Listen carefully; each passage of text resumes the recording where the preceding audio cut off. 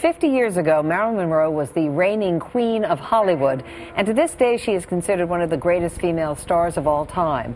But back in December of 1961, an unexpected meeting between Monroe and the accomplished photographer Len Steckler led to some remarkable photographs that are just now being revealed for the first time.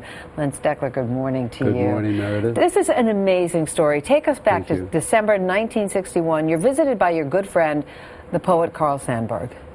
We're sitting in my place, and Carl, we were talking, and Carl casually says to me, "Len, I'm expecting somebody over in a little while." And I keep talking. It was like him. Doesn't say anything about who it is, right? Nothing. 4 hours later, the doorbell rings. I go to the door. I open the door. I'm face to face with Marilyn Monroe, and she really looked gorgeous. She says to me immediately, "I'm sorry I'm late, but I was having my hair done to match Carl's." And I thought, that's amazing. So she's in the back. Carl is inside. She sees Carl, and she runs toward him, and embraces him, and they kiss, and they start to talk, and they're talking and involved. I'm watching this. I grab my Nikon. You know there's a moment here that needs to be captured. Well, it's like an instinct, and I've done it all my life. So I grab it, and I start to move toward them gently, like a cat, you're like a mouse and a cat, and I'm going, and I'm closer, and I'm starting to shoot, and I'm noticing that they don't even know that I'm there. They're so engrossed in oblivious to the camera.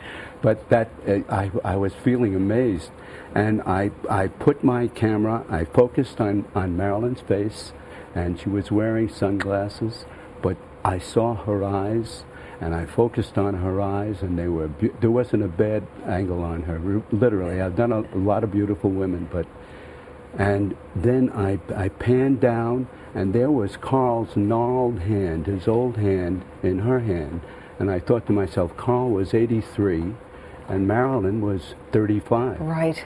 That's pretty. It's pretty good, actually. Now, yes. you say that there was a little bit of flirtation between the two of them. Did you suspect something was going on, or? Well, I can't make that. I think she liked older men. I think she was very vulnerable, and she liked older men, and as such, Carl really fit that bill because he was very parental. I would say more of that than the other. And you sort of squirrel these photographs away. You never really thought about them, right? Your son discovered them. Very true. Very true. Actually, all of that, I went back. My assistant brought me the contacts, and I looked at the contacts. I said they're beautiful. I said file them away as the visit, which I called it, But here's a point, Marilyn Monroe, as I remember, died 8 months later. That's exactly right. And I thought to myself at that moment how empathetic I felt photographing those two icons when they were in their moment and I was there with my camera. And I went on doing what I was doing, and as you do, I had all my assignments and things that I did. And I put Joe Namath in pantyhose, and I did all of that, you know. And then that's 50 years later. 50 years later, which was about 3 months ago, I was having my work appraised. And my son Morgan was there, you know, leafing through my files. And he picked out an envelope, and it said the visit on it. He looked at him and he said, "Dad, these are wonderful." Well, I'm glad he came upon them because now the public will get a chance to purchase them. Len, they're fantastic. Thank you so much for joining us this morning. Thank you very much. And for sharing them with the rest of the world.